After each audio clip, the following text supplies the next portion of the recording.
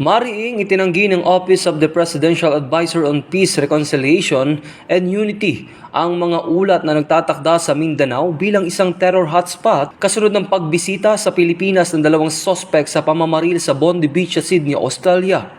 Sa pahayag, nagpaabot ng paikiramay si OPAPRO Secretary Carlito Galvez Jr. sa mga biktima ng insidente at nananawagan sa international media na maging maingat at responsable sa pag-uulat.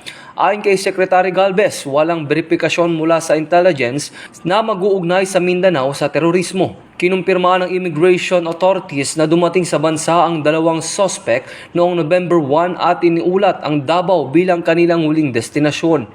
Umalis sa mga ito noong November 28 mula Davao patungong Maynila bago tumuloy sa Sydney, Australia. Inimbestigahan pa ng mga otoridad sa ibang bansa ang dahilan ng kanilang pagbisita.